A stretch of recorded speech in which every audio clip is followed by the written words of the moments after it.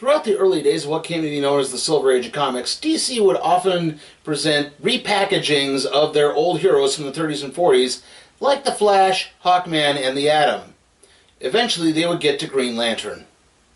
Originally, the title of Green Lantern was held by Alan Scott, whose powers were, well, sort of mystical in nature, though his ring was carved from a meteorite, with the ring being vulnerable to wood, for some reason. But by the 1950s, America was just starting to enter the space race, and into that spot jumped test pilot and wannabe astronaut Hal Jordan. One day, Jordan was mysteriously pulled from his flight simulator and transported to an alien crash site. There, a dying alien named Abin Sur passed on to Jordan the ring that which allowed him to join the Green Lantern Corps, the intergalactic police force. Jordan would go above and beyond the call of duty in the protection of Galactic Sector 2814, the area which included Earth, as a member of the Green Lantern Corps. Until the early 1990s. During a storyline called Reign of the Supermen, Jordan's hometown of Coast City was destroyed. Jordan tried to recreate Coast City, only to have his actions halted by the Green Lantern Corps' leaders, the Guardians of the Universe. Jordan snapped and began cutting a blood-soaked path to Oa, the Corps' home planet. Jordan killed several Green Lanterns along the way and gained control of their rings, growing in power. Eventually, Jordan arrived on Oa, where he took on the Guardians' last best hope, Jordan's longtime foe, Sinestro. Jordan killed Sinestro and entered Oa's central power battery for the Green Lanterns. He absorbed the battery's power, killing almost all the Guardians in the process. He emerged and rechristened himself Parallax.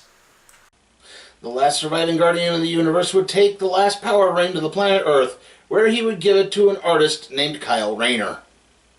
As for Hal Jordan, he remained an ever-present threat until 1996 in a story called Final Night, where he would eventually sacrifice himself to reignite Earth's sun. Then, in a 1999 story called Day of Judgment, a remorseful Hal Jordan bonded his soul to the entity known as the Spectre. With his new role, Jordan would seek redemption.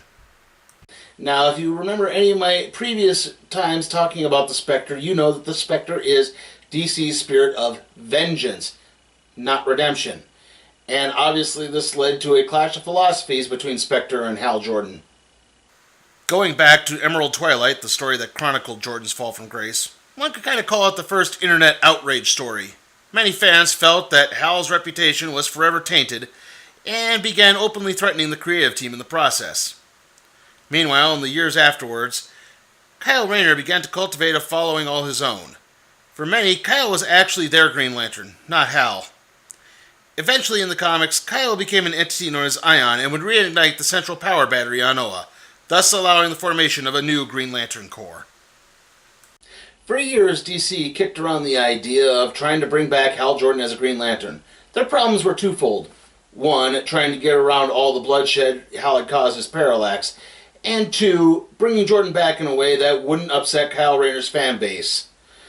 And eventually in 2004, the responsibility would fall to writer Jeff Johns and artist Ethan Van Sciver for a series they would call Green Lantern Rebirth.